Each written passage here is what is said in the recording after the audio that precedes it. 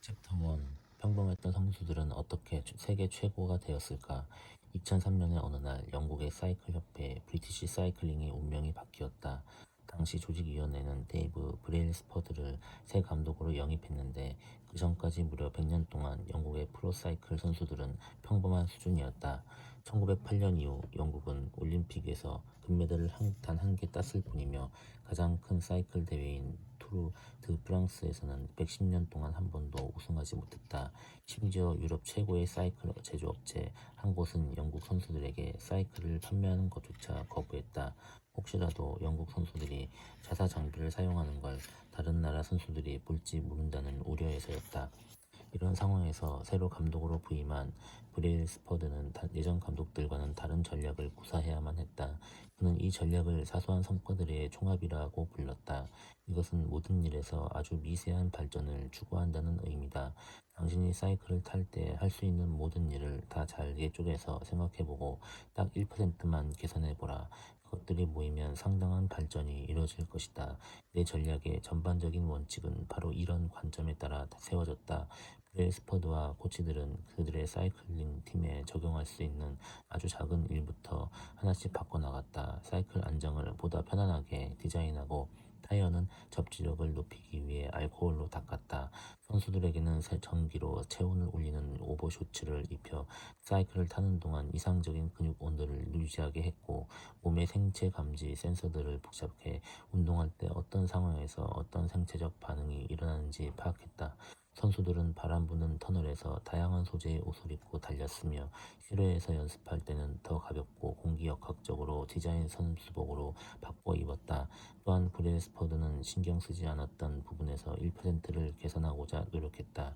예를 들면 어떤 마사지 젤이 가장 빨리 근육을 회복시키는지 직접 테스트했으며 외과 의사를 고용해 각 선수들마다 가장 적합한 손 씻기 방법을 가르쳐 감기에 걸릴 확률을 낮추기도 했다. 각각의 선수들이 어떤 베개와 매트리스를 사용했을 때 숙면하는지도 일일이 파악했다. 심지어 팀 트럭 내부를 흰색으로 칠하기도 했는데 먼지들이 경기 전 세밀하게 조정된 사이클들에 들어가지 않도록 잘 보이게 칠한 것이었다. 이런 사소한 조정들을 거친 결과는 상상 이상으로 빠르게 나타났다. 브레스퍼드가 영입된 지 겨우 5년 만에 브리티시 사이클링 팀은 2008년 베이징 올림픽의 도로 사이클 및 트랙 사이클 경기에서 압도적인 경기력을 보였다. 전 종목을 통틀어 60%의 금메달을 삭감한 것이다. 4년 후 런던 올림픽에서는 9개의 올림픽 신기록과 7개의 세계 신기록을 경신했다. 그리고 그해 브래들리 위긴스가 영국 사이클 역사상 최초로 루르 드 프랑스에서 우승했다. 그 다음 해부터 2015년, 2016년, 2017년까지는 같은 팀 소속 크리스토퍼 프룸이 우승을 거머쥐면서 영국팀은 6년간 투르드 프랑스에서 5번 우승하는 기염을 토했다. 2007년에서 2017년까지 10년 동안 영국 사이클 선수들은 세계권 선수권 대회에서 178개의 메달을, 올림픽과 패럴림픽에서 66개의 금메달을, 투르드 프랑스에서 5번 우승을 따냈다. 협회는 사이클 역사상 가장 성공적인 운영을 했다고 평가받았다. 어떻게 이런 일이 일어난 걸까? 평범했던 선수들이 어떻게 세계 최고의 선수들로 다시 태어난 걸까? 대단치 않아 보이는 차이들이 어떻게 최고의 성과로 이어진 걸까? 사소하고 작은 발전들을 이렇게 어떻게 이토록 눈에 띄는 결과로 만들어낼까? 그리고 우리는 이것을 삶에 어떻게 적용할 수 있을까? 매일 1%씩 달라졌을 뿐인데 어떤 중요한 순간은 과대평가되는 반면 매일 사소한 진전들은 과소평가되기 쉽다. 흔히 우리는 대단한 행위가 있어야만 성공할 수 있다고 확신한다.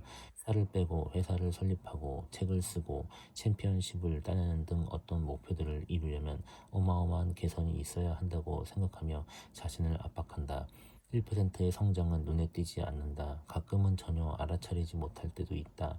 하지만 이는 무척이나 의미 있는 일이다. 특히 장기적인 관점에서는 더욱 그렇다.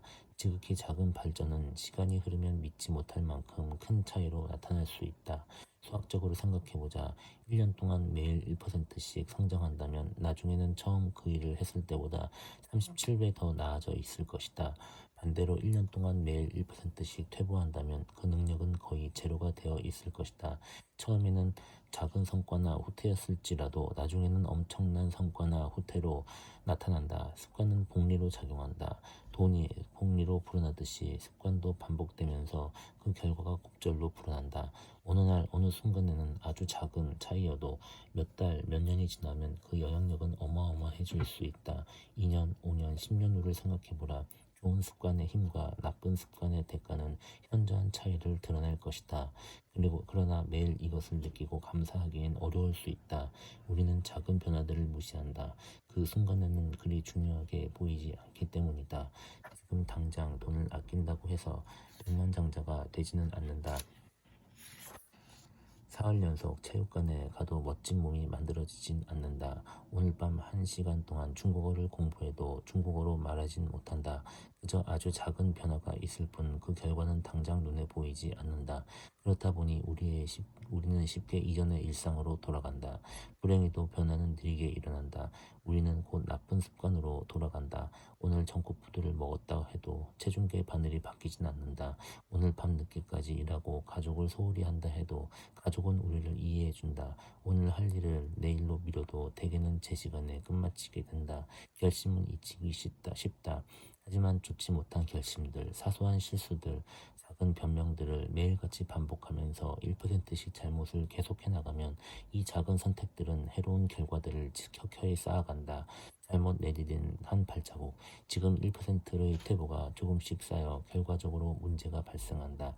습관이 가져오는 변화는 비행기 경로가 몇 도 바뀌는 것과 같다. 로스앤젤레스에서 뉴욕으로 비행한다고 생각해보자. 로스앤젤레스 공항을 출발한 조종사가 남쪽으로 단 3.5도만 경로를 조정해도 우리는 뉴욕이 아니라 워싱턴 DC에 착륙하게 된다. 비행기 앞머리가 단 몇 미터 움직이는 것처럼 작은 변화라 해도 미국 전체를 가로질러 간다고 하면 결국 수백 킬로미터 떨어진 곳에 도달하는 것이다.